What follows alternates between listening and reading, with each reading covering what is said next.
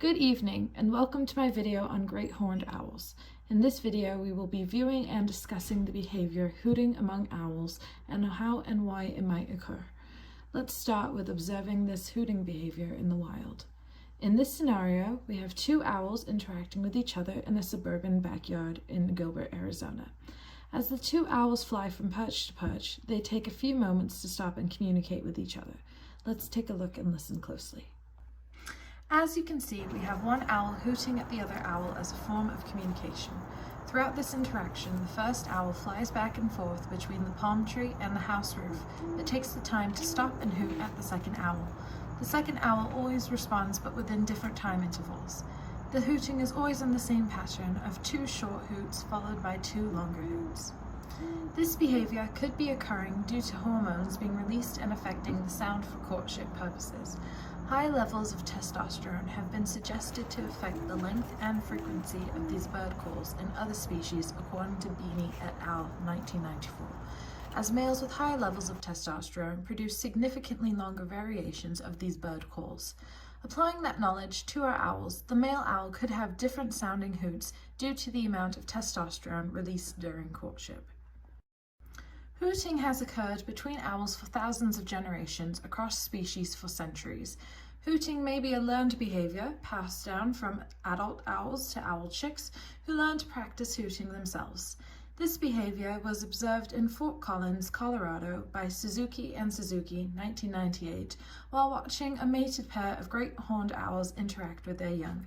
The male owl would methodically come back to his nest to hoot at the eggs and then to hoot at his young fledglings until they were old enough to care for themselves.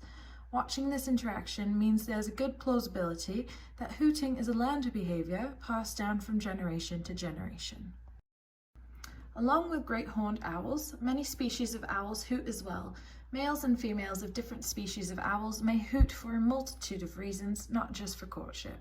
According to a study done by Collins, 2004, many species of bird songs were used for not only attracting mates, but also as competition to fight with other rival males.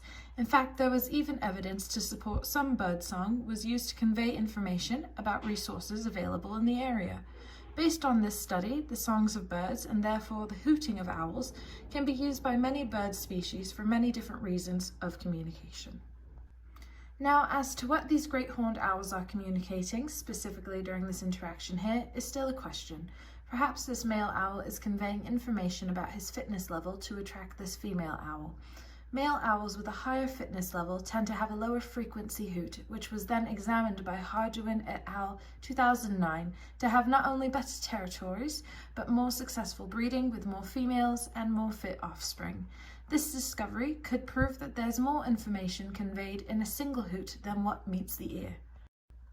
In my personal opinion, I believe this hooting behavior to be greatly related to communicating the fitness level of the male owls to the female owls for mate choice.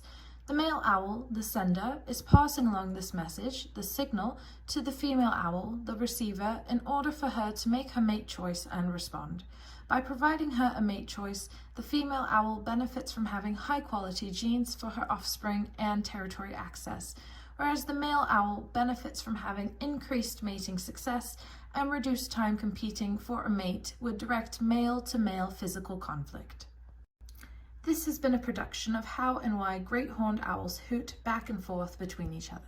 Thank you for listening.